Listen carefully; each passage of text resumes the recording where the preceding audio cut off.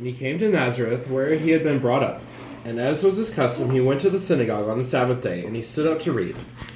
And the scroll of the prophet Isaiah was given to him. He unrolled the scroll and found the place where it was written, "The Spirit of the Lord is upon me, because he has anointed me to proclaim good news to the poor. He sent me to proclaim liberty to the captives and recovery of sight to the blind, to set at liberty those who are oppressed, to proclaim the year of the Lord's favor." And he rolled up the scroll and gave it back to the attendant and sat down. And the eyes of all in the synagogue were fixed on him. And he began to say to them, "Today this scripture has been fulfilled in your hearing."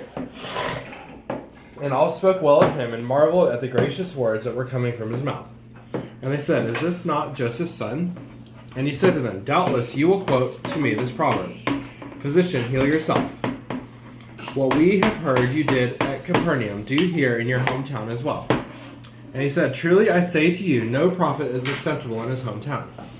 But in truth I tell you, there were many widows in Israel in the days of Elijah, when the heavens were shut up 3 years and 6 months. And a great famine came over all the land.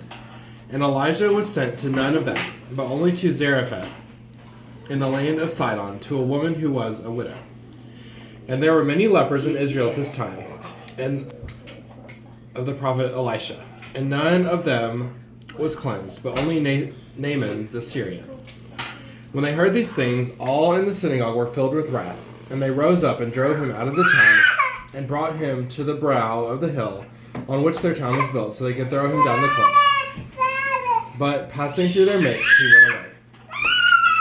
This is the word of the Lord. Thanks be to God.